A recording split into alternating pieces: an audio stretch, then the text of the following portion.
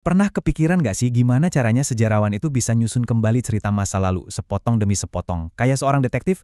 Nah, hari ini kita bakal bongkar toolkit rahasia mereka, metode penelitian sejarah.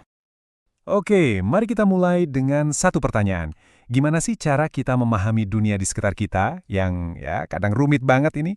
Gimana kita menjawab teka-teki besar di zaman kita sekarang? Jawabannya ternyata seringkali ada di belakang kita. Yap, kita harus jadi semacam detektif waktu, melihat ke masa lalu untuk mencari petunjuk-petunjuk yang bisa menjelaskan kenapa kita ada di posisi sekarang. Nah, dari sinilah kita masuk ke alat utama kita, pisau bedah dalam investigasi kita hari ini, yaitu metode penelitian sejarah. Penting buat dicatat, ini bukan cuma soal cerita-cerita atau dongeng masa lalu loh ya. Seperti yang dijelasin di sini, ini adalah pendekatan yang ilmiah, yang sistematis, ada aturannya, ada caranya untuk memahami peristiwa lampau secara objektif.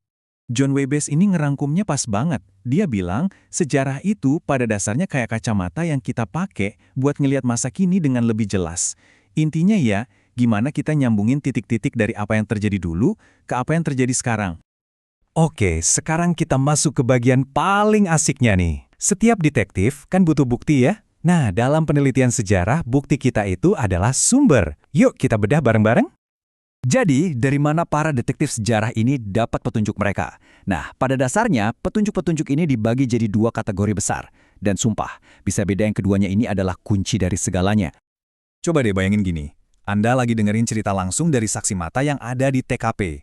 Nah, itu namanya sumber primer. Tapi, kalau Anda dengerin cerita dari orang lain, yang denger dari orang lain lagi, itu sumber sekunder. Bedanya jauh banget. Dan lihat deh, bukti primer itu macam-macam banget loh. Bukan cuma dokumen resmi doang, tapi juga buku harian, surat-surat cinta, bahkan benda fisik kayak perkakas zaman dulu atau bangunan tua. Ini nih bahan mentahnya sejarah. Eits, tapi jangan salah. Sumber sekunder juga penting banget. Mereka ini kayak analis atau komentator yang ngebantu kita membaca bukti-bukti mentah tadi. Mereka ngasih interpretasi. Tapi ingat ya, ini adalah interpretasi, bukan bukti langsung dari TKP. Oke, petunjuk udah kekumpul. Terus gimana cara ngerangkainya biar jadi cerita yang masuk akal? Nah, disinilah kita masuk ke prosedur investigasinya. Sebuah proses terstruktur dalam 4 langkah. Prosesnya itu jelas banget. 1. Tentuin dulu misteri apa yang mau dipecahin. 2. Kumpulin semua petunjuk yang ada, primer maupun sekunder. 3. Nah ini bagian penting, kita interogasi semua bukti itu. Dan terakhir, keempat, kita rangkai semua petunjuk itu jadi sebuah kesimpulan. Semua langkah ini emang penting, tapi sumber kita ini menekankan kalau langkah ketiga, mengkritik data, itu adalah bagian paling krusial. Disinilah kerjaan detektif yang sesungguhnya terjadi, memisahkan mana yang fakta, mana yang cuma omong kosong. Intinya, kita harus selalu nanya 2 hal ini. Pertama, ini bukti beneran asli nggak sih? Misalnya, buku harian ini palsu atau asli?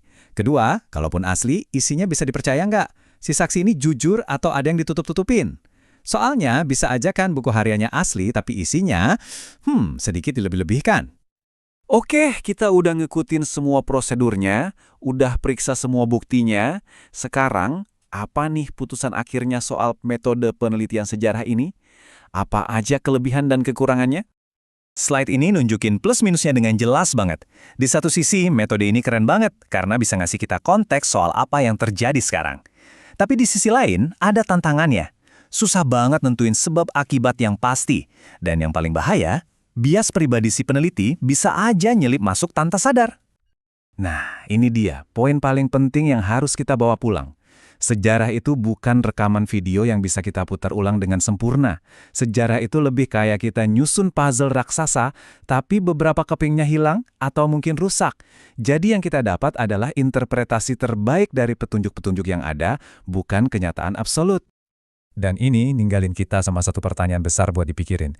Kalau setiap petunjuk, setiap saksi punya biasnya masing-masing, apa kita bisa benar-benar tahu apa yang sesungguhnya terjadi di masa lalu secara utuh dan objektif? Coba deh Anda renungkan.